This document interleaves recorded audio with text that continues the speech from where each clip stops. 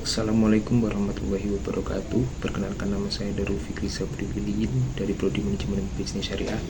Di sini saya akan menjelaskan tentang keputusan produk dan brand.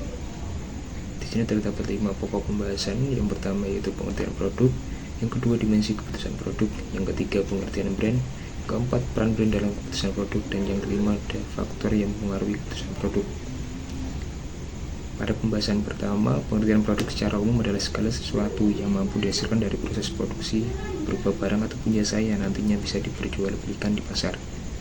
Menurut Kotler, menjelaskan bahwa pengertian produk adalah segala hal yang bisa ditawarkan, dipunyai, dimanfaatkan ataupun dikonsumsi agar mampu memuaskan kebutuhan ataupun keperluan konsumen, yang di dalamnya mencakup wujud fisik, jasa, orang, tempat, organisasi, ataupun ide.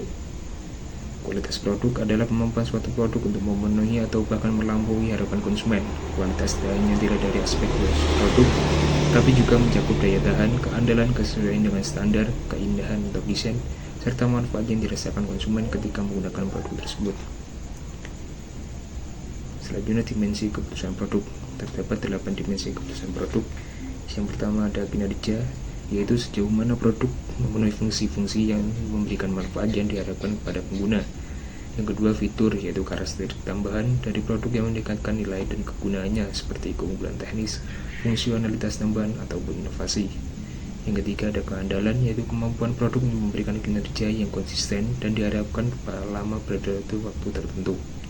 Yang keempat, kesesuaian dengan spesifikasi, yaitu sejauh mana karakteristik desain dan operasi memenuhi standar-standar yang telah ditetapkan sebelumnya.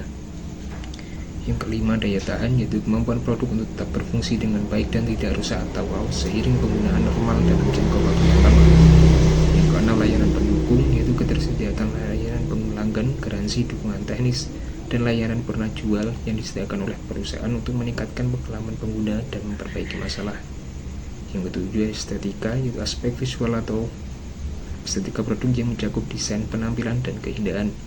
Yang kedelapan, persepsi kualitas, yaitu cara konsumen menilai atau merasakan kualitas produk berdasarkan pengalaman mereka dengan produk tersebut. Selanjutnya, pengertian brand. Brand atau merek adalah nama, simbol, tanda, desain, atau gabungan yang diantaranya untuk dipakai sebagai identitas suatu perorangan, organisasi, ataupun perusahaan pada barang dan jasa yang itu untuk membedakan dengan produk jasa lainnya, dan berfungsi sebagai representasi dari pengalaman dan persepsi pelanggan terhadap suatu produk atau layanan, sehingga mampu membangun kepercayaan, loyalitas, serta keterikatan emosional. Dalam dunia bisnis, brand yang kuat tidak hanya memudahkan konsumen mengenali produk, tapi juga memberikan nilai tambah yang membedakan dengan produk di pasar. Oleh karena itu, brand dapat dianggap sebagai aset penting yang mempengaruhi keputusan pembelian dan keberlangsungan suatu perusahaan.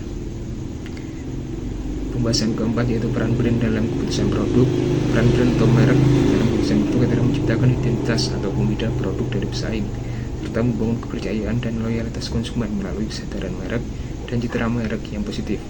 Merek yang kuat akan memudahkan konsumen dalam membuat keputusan pembelian karena merek yang dikenal baik seringkali dianggap sebagai pilihan yang aman dan berkualitas, bahkan dapat mengaruhi persepsi harga. Terdapat 3 peran brand dalam keputusan produk. Yang pertama ada membangun kesadaran dan pengenalan merek, menjadikan produk mudah diingat oleh konsumen dibandingkan produk pesaing yang menjadikan pilihan utama. Yang kedua, membentuk citra dan persepsi brand image, yang merupakan gambaran atau persepsi yang terbentuk di benak konsumen terhadap suatu produk atau perusahaan. Citra merek yang baik berfungsi sebagai acuan ketika konsumen tidak memiliki pengetahuan atau pengalaman langsung dengan produk, mengurangi risiko pembelian yang tidak memuaskan. Yang ketiga, membangun kepercayaan dan loyalitas konsumen. Konsumen cenderung lebih percaya pada merek yang sudah dikenal dengan memiliki reputasi yang baik, yang memberikan jaminan kualitas dan keandalan. Pembahasan selanjutnya adalah faktor yang mempengaruhi keputusan produk dan brand. Yang pertama ada faktor produk, yang diantaranya adalah kualitas produk, yaitu konsumen akan memilih produk yang menawarkan kinerja dan fitur inovatif yang terbaik sesuai dengan ekspektasi mereka. Yang kedua adalah harga, yang menjadi pertimbangan utama bagi sebagian besar konsumen. Yang ketiga, kemasan dan desain. Kemasan yang menarik, praktis, dan informatif dapat menjadi daya tarik yang kuat. Desain produk yang unik dan fungsional juga menjadi alasan utama konsumen memilih produk kedua adalah faktor merek atau brand, yang diantaranya citra merek, brand image. Citra merek yang positif yang kuat sangat mempengaruhi keputusan pembelian. Konsumen lebih percaya dan memilih merek yang memiliki reputasi baik, terpercaya, dan dikenal luas. Yang kedua ada kesadaran merek atau brand awareness. Merek yang dikenal dan mudah dikenal oleh konsumen memiliki keunggulan kompetitif saat dihadapkan banyak pilihan. Konsumen cenderung memilih merek yang sudah mereka kenal. Yang ketiga, pengalaman merek atau brand experience, yaitu pengalaman yang dirasakan konsumen saat berinteraksi dengan merek, yang akan membentuk persepsi mereka. Faktor yang ketiga adalah faktor pribadi dan psikologis konsumen, yang diantaranya gaya hidup dan kepribadian. Yang kedua, usia dan tahap kehidupan. Yang ketiga, motivasi dan persepsi. Yang keempat, sikap dan kepercayaan.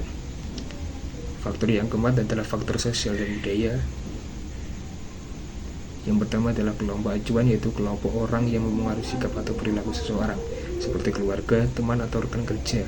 Rekomendasi atau ulasan dari kelompok ini seringkali lebih terpercaya daripada promosi dari perusahaan. Dan yang kedua, budaya dan kelas sosial, nilai tradisi dan kebiasaan budaya yang mempengaruhi pola konsumsi. Sekian penjelasan dari saya, apabila ada kurang lebihnya saya mohon maaf. Wassalamualaikum warahmatullahi wabarakatuh.